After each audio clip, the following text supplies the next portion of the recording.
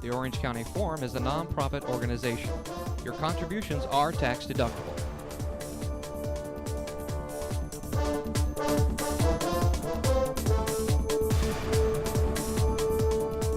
So thank you for being here. As I said, my name's Owen Holmes. I'm president of the Forum and a proud Titan, and I'm going to again give Cal State Fuller an opportunity to make a noise. All Titans, thank you. This is our second program of 2018. It features an engaging conversation with Congressman Royce, also a Titan, and Dr. Jack Bedell, a Titan, too.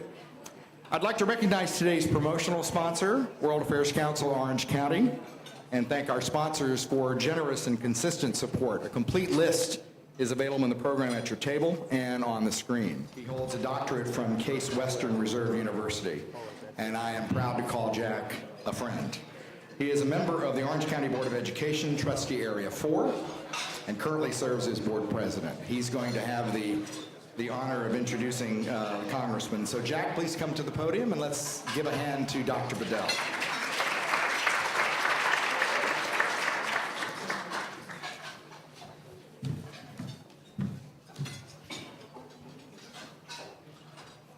You don't want to lose your notes. You're not too good without notes, Owen.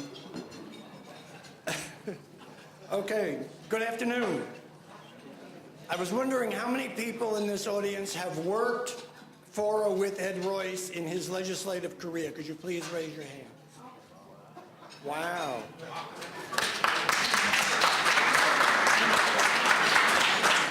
How many of you have been at that wonderful barbecue he and Marie hosted at Knott's? Wonderful. How many of you have been at that wonderful Christmas Hanukkah party he hosted at Summit House? Very nice. Well, thank you for coming today. You're obviously not too tired of Ed. We appreciate it. Getting ready for today, I was thinking, what did I want to say? What do we want to accomplish? We want to learn something. We want to have a little fun. We want to do a lot of thinking. Okay? Now, as you know, Ed is a long ago graduate of Cal State Fullerton. And there are many of those in the room. And Cal State Fullerton is very, very proud of Congressman Royce. They consider it an honor when he comes to campus. They look forward to a long future relationship with him over the next years. They have great words to say. And as I look out at the audience here, I see former State Senator Ackerman. Have you ever heard Berkeley say something good about him? No. And let us begin. Why are you retiring?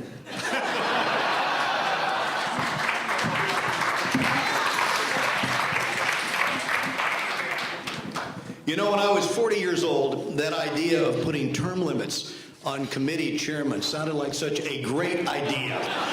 Such a brilliant scheme to limit term limit. My term limits have kicked in. So I have literally, Jack, I've got until the end of this year as chairman of the Foreign Affairs Committee to get everything done I can get done. And I've got 10 bills in the Senate or headed to the Senate that I've got to get out of there if I'm going to get that done. And in the same, by the same token, it's been 36 years, 10 in the state Senate and 26 in the House. So given that reality, I've decided to put 110% of my time into doing all I can do to focus on that instead of another campaign. And see, right now the Post ranked me number 5, among the top 5, in terms of being the most effective members of the House of Representatives. So, Jack, I would like to go out on that same note. I would like to finish up in December with that kind of a legacy. Thank you. Okay, good.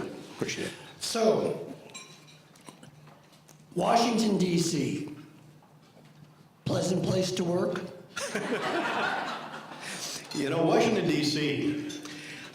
Is only pleasant on one committee. And if you can talk to your friends, Democratic and Republican friends, who serve on the Foreign Affairs Committee, one of the things I decided to do when I became chairman 6 years ago was to change the culture on that committee. And I'd read Jefferson's original rules for the House. So when I became chairman, I said, look, Republicans and Democrats have been traveling apart. From now on, we're going to split the time equally. You're going to travel together. We're going to get to know each other. We're going to follow the rules of decorum that were really originally written by Jefferson in order to create the right atmosphere, because this was designed to be a collaborative endeavor. That is the way our system was designed. We don't have a parliamentary system. So as a result, we have got to develop these personal relationships. Everybody has a different pool of information in life. But if you force them to fly together to South Africa on the delegation, it's 15 hours. And I guarantee you, you get to know something about your colleagues. And as a consequence of that, we have a situation today where one of my best friends now is Lois Frankel. She is a liberal Democrat from Miami. And Lois likes to travel with me and my delegations wherever we go. Lois teamed up with me on the Target Act. Now, the Target Act is an attempt to do something about human trafficking, international human trafficking. And we have just got that bill signed into law. And the reason it's signed into law is because we were able to convince enough Republicans and Democrats who looked at the evidence. Some of them came out here to Cal State Fullerton for the hearing we had on this issue. Some of you were there in the audience. I know Owen was. And listened to the evidence about why this was not a victimless crime and why we should use the same powers that we use against drug cartels to go after these trafficking cartels. So now there's international rewards. The federal system is involved in shutting this down. And that bill is law because Lois and I collaborated on it. And this is the kind of atmosphere. So if you ask anybody on the Foreign Affairs Committee, that's the kind of culture we need in the House. We have to get people to understand that the system does not work if we make it, if we try to do the antithesis of that approach. You cannot get things through the process. You've got to get the bipartisan support through the committee to have the momentum, to get the bills off the House floor. Then with that kind of bipartisan momentum, you can get it through the Senate. But if you don't approach it that way, you're not going to be effective. You're leading me right into my next question. Recently, you and I had a conversation about traveling with Senator Menendez, where you were shot at. We're not going to get into that. These are regions of the world where there's conflicts, and we're trying to work on conflict resolution. If you want to get into a story that's entertaining without it having something that's a little too provocative. I thought it was interesting. Yeah, but we were meeting with rebel leaders and all of that business in order to try to reconcile and bring them back to the. But here's a quick story just in terms of what these experiences are like. Many of you knew Diane Watson, Congresswoman from Los Angeles. Diane and I worked a lot on issues with respect to Korea, the peninsula. And so we were in South Korea, and I tried several times to get into North Korea. And so in conversations with the South Korean government, there were a group of parliamentarians on the left who had gotten an invitation to go into North Korea up along the eastern seaboard. And they said, Ed, would you like to include your delegation? I said, absolutely. Diane was interested in doing it. So we were able to go up over that border, and this is really interesting, Jack. It's very rare that you get to see something in North Korea outside of their capital. Because of this trek, the bus headed up over the tree-lined villages in South Korea into North Korea, and it looked like the landscape of the moon. They had literally deforested the whole area. And then you're looking out, they have a 1 million-man army across that border there. You're seeing pillboxes, tanks, artillery pieces, artillery tubes in the mountains as you're going along in this landscape. And as you drive farther, you eventually, as you get into the interior, You see people rooting around for wild radishes and, things to eat. I did see that. You don't see any vehicles except for military vehicles. It is an eerie experience to be in a society.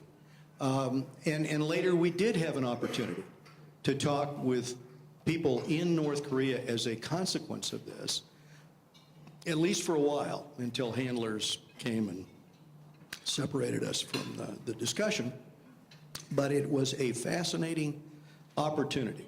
And so I think that another aspect of the Foreign Affairs Committee is the ability to engage with the information that you can collect firsthand by getting your delegations there on the ground and accessing the real information in terms of the challenges, and then trying to develop a... Now, I was the author of the legislation for maximum pressure on North Korea, the North Korean Sanctions Act, as I was the legislation for sanctions on Russia and the sanctions on the weapons program in Iran in terms of the ballistic missiles. That's separate from the negotiated agreement. So I have had the opportunity over the years to be engaged in putting down framework for U.S. engagement. The one thing that I'm most frustrated about right now is that Elliot Engel, who's my ranking Democratic member, and I have spent many years setting up reforms so that we can go back to the kind of broadcasting we did with Radio Free Asia and Radio Free Liberty, Radio Free Europe. If you remember in the 1980s how effective that was, and I was in Eastern Europe on one of these exchange programs, I saw how effective it was. We're trying to do it with social media, with radio and television, especially in Russia, but also in Iran. And that policy we've put into law, but we have not had it implemented. So another thing I really want to do over the next 10 months, and I know Senator Menendez will help me on this, is get this thing implemented. Okay, excuse me. 2018, okay, what do you think are the pressing issues for the public as they go to the polls? Well, a lot of issues tend to be pocketbook issues. I think that one of the issues will be, can we create an environment where we have a competitive position for U.S. businesses? And we have seen a situation, many of us had friends in Allergan. Allergan isn't here anymore. It's one of many, many businesses that have gone overseas. And the question has long been, can we create an environment for capital formation, for risk-taking, for expansion, for employment, for more hiring? Can we create that competitive circumstance in the United States, given the fact that our economic competitors are playing by a different set of rules?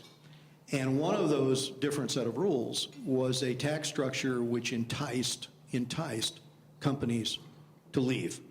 And that's exactly why Allergan left. Now we have changed that dynamic.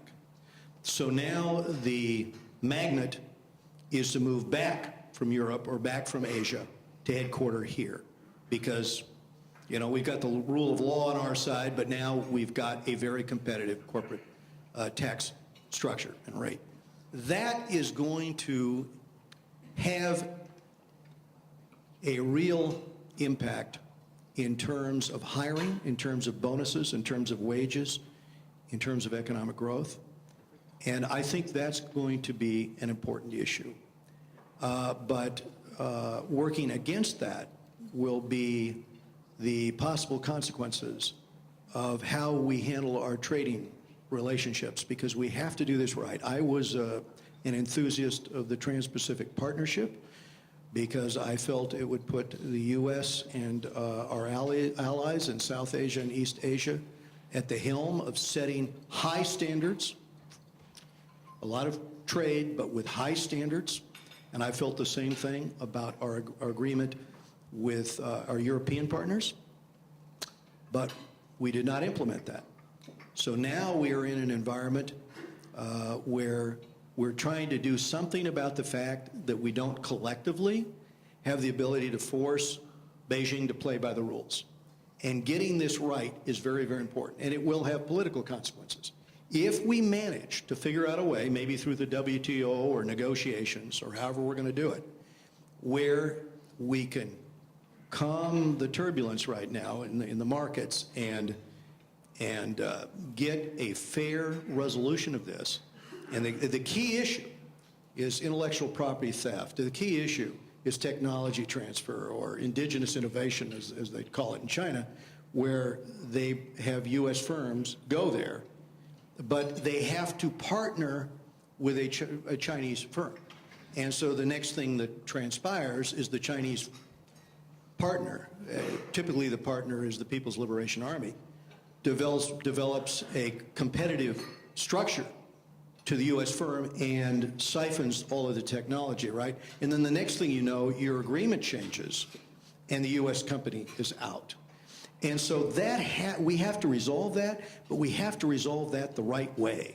If we're able to resolve it the right way and we continue this economic growth, which I think we're on a path toward, then I think that could be a very, very positive issue in the campaigns next year. Have individuals with a vision that know how to bring people together and get things done. I feel the same way about young Kim, who served in the Assembly and worked for me for 20 years. There's not an ethnic community in Orange County that does not know young Kim personally, in which she has not been engaged in trying to assist those communities. And in terms of our tax policy, as many of you know, she held the line. She was that vote in Sacramento that kept the taxes, because you got to get to 2/3. And so she blocked that, kept the taxes from going up while she was there in Sacramento. We can't tax ourselves competitively out of the game with respect to companies leaving the state. And so I want to see individuals that are able to work across the aisle, individuals who are able to get things done, and at the same time will establish policies that are going to create economic growth and opportunity here in California. I like what Young did for homeless veterans, getting the additional funding for homeless veterans. And so I think you need individuals who really are out there in the community, working with people, listening to people, and then being effective. So this card says, thank you for your years of support to the Cal State Fullerton DC Scholars Program. What advice do you have for a young person entering public service? Entering public service? Right. Well, I think the first order of advice is to get a lot of advice from those who are mentoring you while you're in university.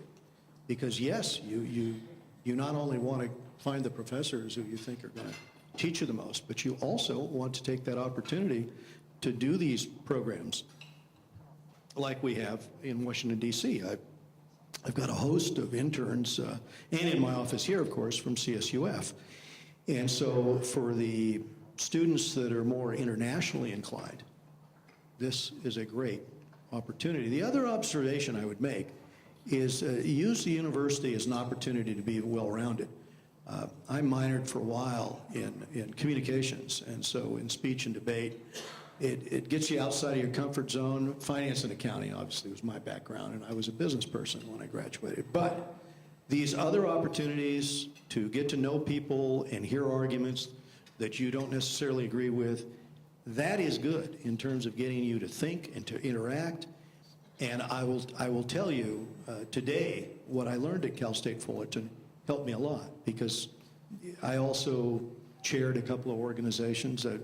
I chaired the College Republicans while I was at Cal State Fullerton, and helped organize Youth for Reagan with John Lewis over there in the campaign against Gerald Ford in the primary. But the process of doing that, setting up chapters up and down the state of California, getting to know students on all the campuses as we were doing that, we were really enthusiastic about his economic program, but also, for me, his idea of how he was going to change the Soviet experiment and collapse that with information and messaging and Radio Free Europe. Being engaged a little bit at the beginning of the campaigns of hearing those ideals and how to implement it. So I think there's a full panoply of things a student can do on a university campus that allows them to develop leadership skills. The libraries, look, push yourself. You know, I was an enthusiast of the Hellenic Enlightenment in high school and of the European Enlightenment and the ability to study that at Cal State Fullerton. And lastly, do some things original. I started a class as a freshman. You could teach a class when I went to Cal State Fullerton. Freshmen were able to get together. Myself and a left-wing libertarian buddy of mine had this class. I know it sounds sophomoric, but the title was Beyond Left and Right, Alternatives in Political Thought. It gave us a forum to invite speakers from all over the country to come to campus. And we always had a full class.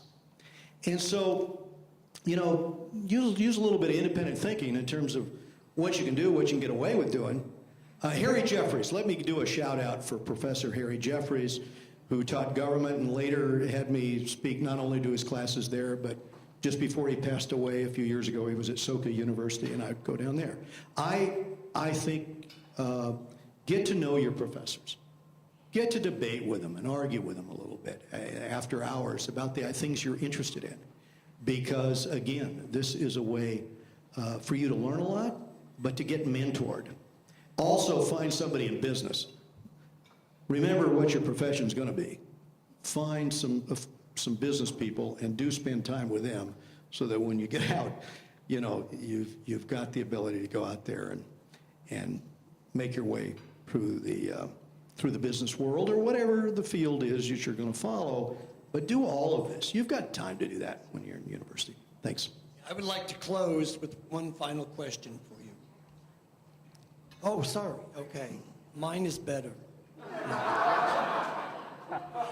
I think Jeff's been substituting his question. Your thoughts on homelessness in Orange County? How can we take next steps to secure game-changing funding or incentivize business or private solutions? Homelessness in Orange County, incentivize. Yeah, I think that, well, the veterans homelessness is something that Young Kim was able to get resources for, and that's something we can target separately and get a revenue stream for more easily than we can some of these other issues. But I think that bringing the private sector in as well as the federal and state, local efforts is going to be increasingly important. Ultimately, we want to find ways to assist people to move forward in terms of employment capability where possible. I just know from the amount of casework we've done and our interventions on behalf of people who are homeless out of my office that, and I've met with many of them, we've called around to try to find entry-level positions. We've tried to work with them to get them in these positions, and sometimes it works very effective. Other times they relapse maybe into drugs. I can think of one recent example of that, and that's very disappointing. But you do what you can do, and we've got to do more because it is a very challenging thing when the cost of living is as high as it is in California to begin with, and then secondarily, you get people caught in this spiral. So doing more with NGO groups and especially with the private sector in tandem with what we can do at the federal, state, and local level is going to be very important. Okay, and the last question from the audience is, would you entertain continuing your international relations work as a diplomat in the Trump administration? You know, I hadn't really thought about it. You know my thoughts about not being anxious to go into the Foreign Service soon. I like Orange County. And at the same time, I'll probably keep, you know, 1 foot back in D.C. as well. And so as a consequence of that, I had not really focused on doing that. As we look around the room, there are a lot of young people, okay, and not so young people. Yeah, this is only relative to Jack and me. I was looking out at Dick, but I already picked on him. That said, Ed, one of your main interests has been Social Security and Medicare, and you've also been very vocal about the debt. How do we reconcile? There's some incongruency, or there's some, at least Jack, I don't think it's that complicated. Think about the Greenspan Commission years ago, where everybody realized that people were living longer and longer. Everybody got together and decided, okay, we've got to bend the curve. We've all got to give a little bit. We've got to adjust age a little bit. We've got to pay more into the program. In other words, the caps are going to come up. We're going to look at trying to figure out, how to make this pencil out. And they did that, and it held for a generation and a half, I guess. Our situation today is a direct result of two things. One are the tremendous breakthroughs we're making in science and medicine. We've just found a way to stay alive so much longer, because when Social Security was put into effect, it kicked in at 65. And we're talking about 2 generations ago. It kicked in at 65, and the average male passed away at 64. So it was a good proposition in terms of the Treasury. But when it goes for the average person, going from 65 to 75 to 85, you've got a problem there. And second, when it was implemented, the average family size with 4 children. Then it went to 3 children, then 2. And so the consequences of that is what's put us in this position.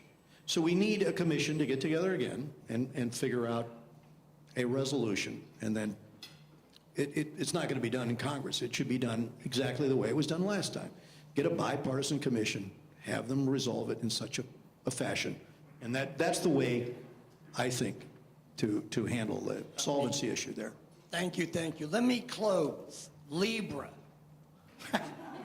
October 12th. I bifocals. Gracious, discerning, and like to take charge quietly. Doesn't rush into anything. This one I love. Iron fist in a golden glove. That is my Ed Royce. That is how Ed Royce. Jack, thank you. Thank you very much. I'll explain to you later some of the lessons of the Enlightenment and of reason. But that said, that was very, very kind. And I would like to end by thanking each and every one of you in the Orange County Forum. Thank you very much. I've worked with so many of you here. And let's continue to do everything we can do for Orange County, for the country, and for the good of the planet. Thank you very much. Thank you. Generous support of the Orange County Register and our sustaining partners. For more information about the Orange County Forum, call 949-588-9884. The Orange County Forum is a nonprofit organization.